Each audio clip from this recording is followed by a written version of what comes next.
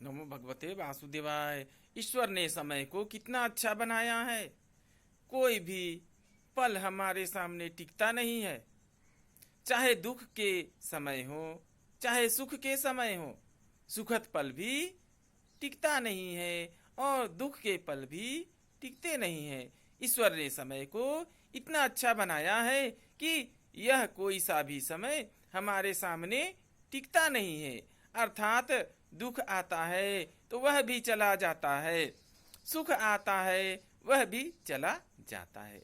अर्थात कोई पल स्थिर नहीं है, कोई समय स्थिर नहीं है। ईश्वर ने कितना अच्छा समय बनाया है।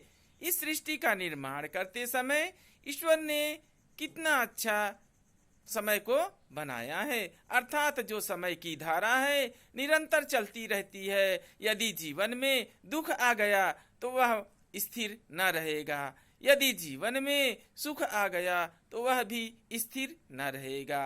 अर्थात जो समय है चलायमान है, निरंतर गतिमान है, वह कभी भी स्थिर नहीं हो सकता। अर्थात जो समय है वह हमारे सामने में वर्तमान हो करके आता है।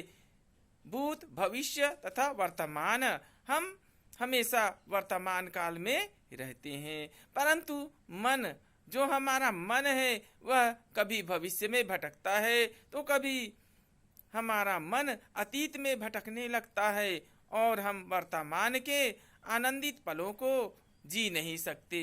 अर्थात हमें अपने वर्तमान में आनंदित रहना चाहिए। दुख सुख से ऊपर उठ जाएं, वह आनंद का क्षण है। ऐसा कहा जाता है यह जीवन बहुत ही छोटा सा है। अर्थात ईश्वर ने हमें जो जीवन प्रदान किए हैं वह बहुत ही छोटा है, बहुत ही उसकी आयु कम है। अर्थात हम वर्तमान के पलों में जीने का साहस करें और अपने भूत भविष्य में भटकने के बजाय वर्तमान में आनंदित रहें। और हम यह जान लें कि समय तो स्थिर रहता नहीं है, समय गतिमान है। दुख आया है जीवन में वह चला जाएगा, सुख आया है जीवन में वह चला जाएगा।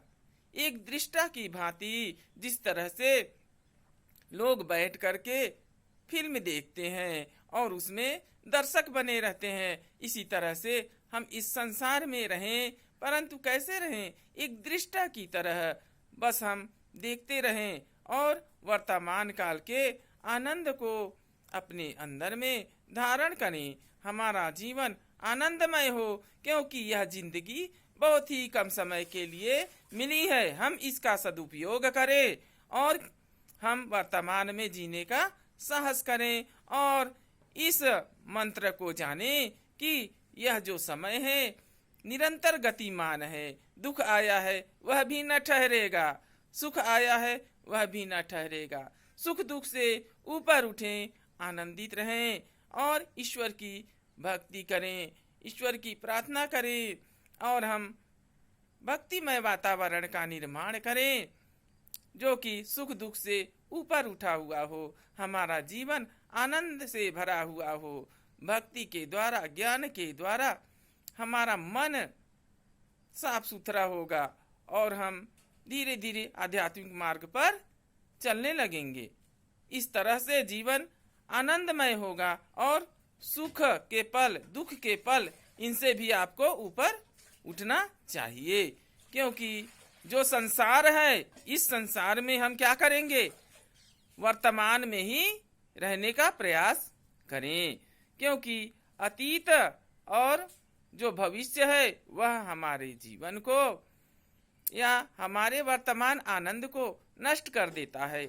अतः हम सदैव आनंदित रहें, प्रफुल्लित रहें, ईश्वर की याद करें, परमात्मा की याद करें।